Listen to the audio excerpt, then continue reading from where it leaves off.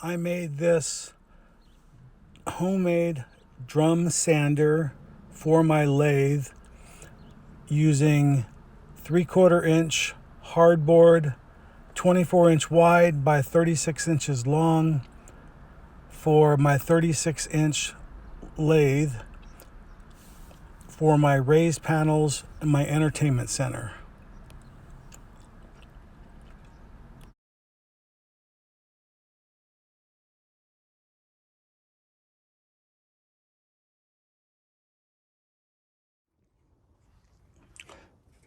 So dust collection is very important, especially on the lathe.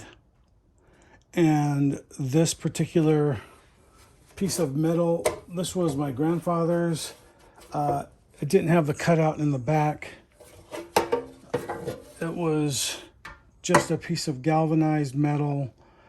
He used to make false teeth, and he was like a dental technician. And I just used a half of a plastic blast gate on that. I found this in the junk pile 1 year and kept it, and been using it for probably 15 or 20 years. And I have no idea how old it is or who made it. And this works really good in addition to the dust hood that I use on my lathe all the time. I have 4 rare earth magnets that hold that in place right here. And then, of course, the dust collection hooks up to the back. The dust hood has always come in handy. It doesn't get everything off the bottom of the lathe, but it does keep a lot of things flying off as you're turning.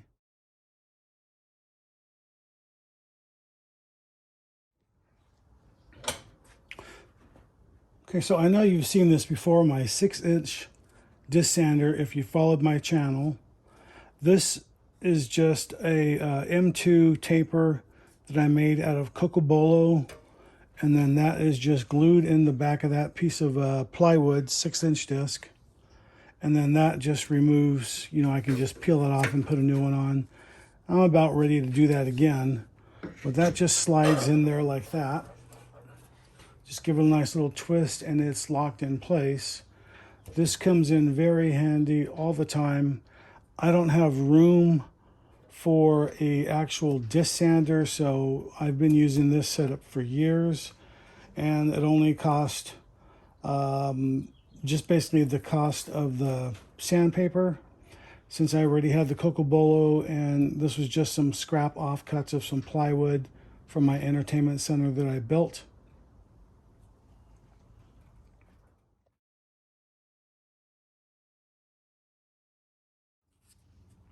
When I started turning bowls on the lathe, I used to have a bench grinder that was similar to this.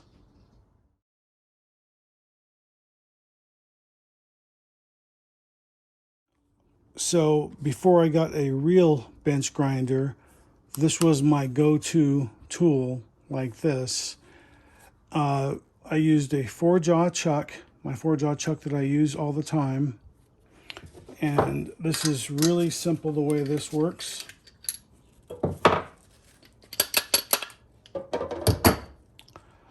I have a wheel about 4-inch diameter. That's just a 1/2-inch bolt all the way through, front to back, washered on. And then when this goes in here,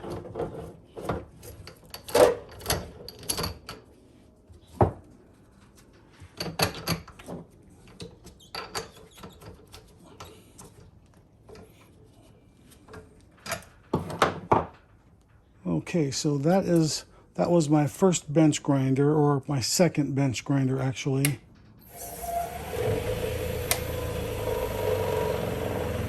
You get the basic idea. And I don't just use it like that though. So right here, I have that dimpled in the middle. So I use my live center to support that.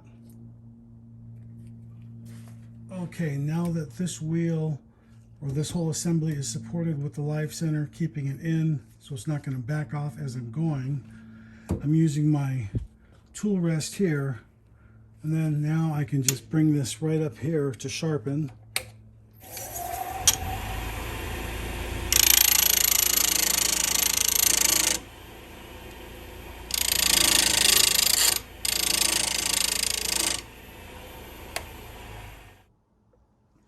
And because my lathe is a variable speed lathe with this over here that I bought, I can adjust the speed on this high or low, just like my regular bench grinder, but this served me well for a long time.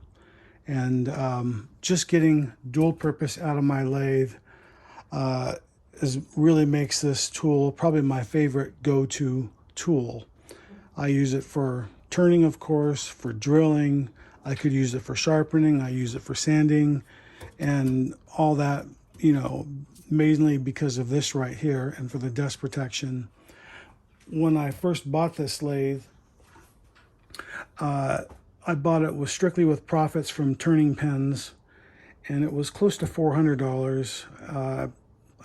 I've had this at least 10 years, and is a jet clone lathe. I bought it Rockler, and I just got the basic model one. It didn't have variable speed like what I have now.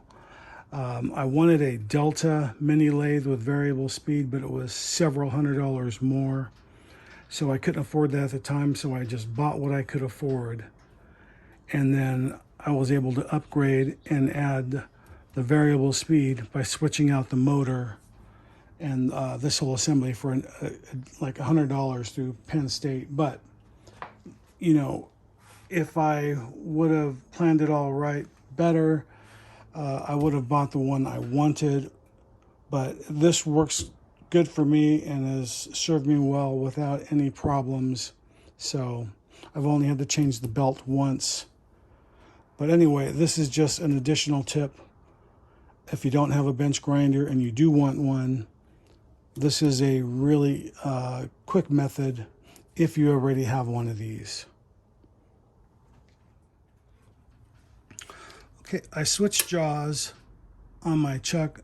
These are the jaws that I normally use. And I'll show you one of the things that I liked about this jig right here was that even if you're not into bowl turning and you have a jaw like this, switching the jaws out to accommodate this piece right here would be time consuming and a nuisance.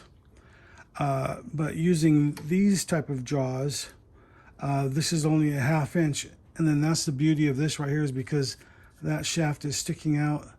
I can slide this in, and then I can literally just use that shaft as my arbor.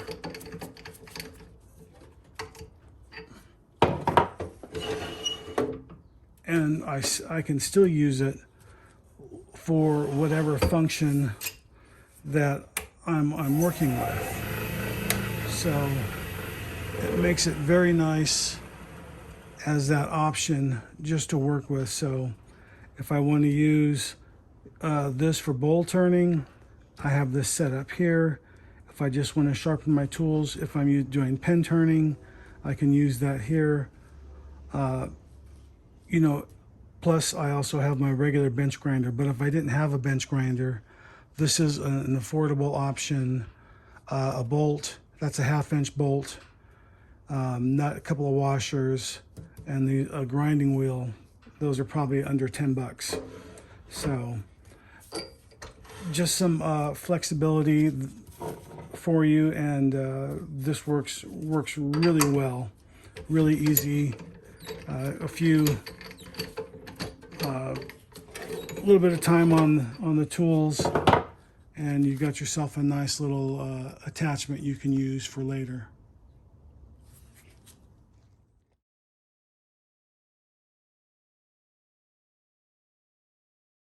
I made this homemade thickness gauge. It's very similar to a figure 8 thickness gauge, especially for measuring my pen caps.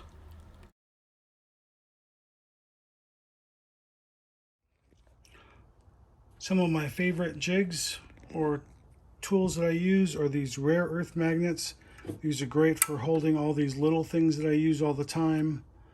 And oh, let's see, I've got more right here. So I have 4 rare earth magnets right here when I'm using this. When I'm not using this, I have them stored on top of my lathe, so they're always easy to get to. Some other tools that I have on top above my lathe are all held in place, you know, with the gauges and so forth. My mandrels are all held on with, again, rare earth magnets. And everything's always easy to get to and never lost magnetism, so always makes it easy.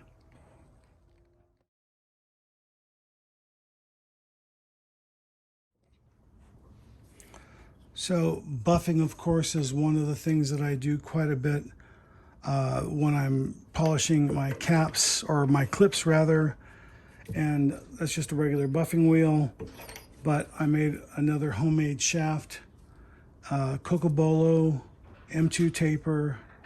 I've got a flat spot here for a wrench, and that's threaded 1/2 inch, and then I also have it dimpled on the end for my live center, and that works really well.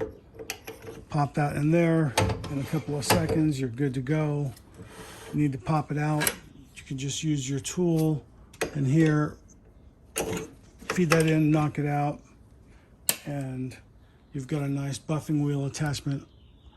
And this just $1 for Cocobolo, and I've always have this on hand, so it only actually cost me just this right here and those washers.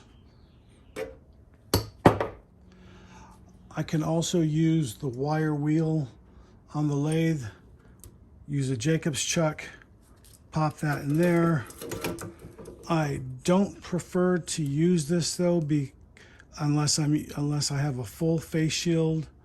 I just don't want these little tines here flopping off or flying out while that is being used. So I've only used this a couple of times, and with the face shield and safety glasses on under that, and a jacket for protection for this, but it is there if I ever need it. And really simple and easy to use with a Jacob's chuck.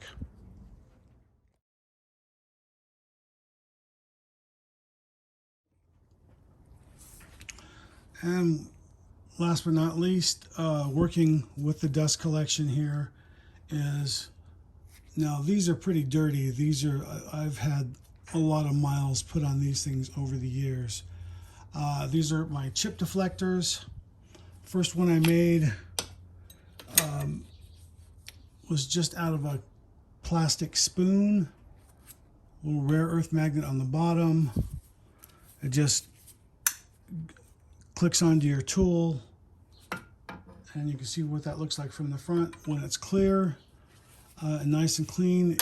It's semi-transparent as you're turning, so you can see what you're doing.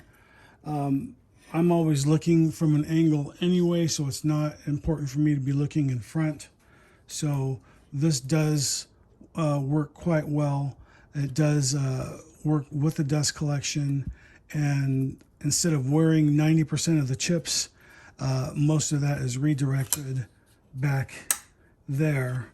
Now, when I made this second one here, this was used, that's really heavy duty thick plastic, and this is just a cut off from a pair of safety glasses. So I just basically traced out the spoon and rare earth magnet and hot melt glue, and I just found the angle that I liked, and then put it directly on the tool, the rare earth magnet, and then started working my way around it with either hot melt glue or epoxy. I think I used epoxy on this one. Either way, you can use epoxy or hot melt glue. Anyway, yeah, this one, this has worked quite well for me for a long time. And when I'm doing acrylics, especially when I'm not filming anything, I don't have to worry about the camera being in my way, and I can just go to town with this. And this works out really well. So these are fun, and of course they're magnetized, so those just get clipped right to the lathe. But that's it for my lathe shop tip videos. I hope there's something there that you could use and that you liked. If you liked it, give us a thumbs up. And I'm wearing gloves because there was still some Coca-Cola residue on here, and that stuff really irritates my skin, breaks me out. So if you see me wearing gloves in my videos, it's usually mostly because of Coca-Cola and or there's grease and stuff like this, and I'm trying to keep from dragging all that inside the house. So makes cleanup a lot easier. Anyway, if you like it, again, give us a thumbs up, give us a like, and subscribe if you haven't. It really helps out the channel. Have a good day. Hey, this is Gabriel Castro. Thanks for watching my YouTube channel. You can click on the link right here and subscribe. You can watch a video series right here or the latest video right here.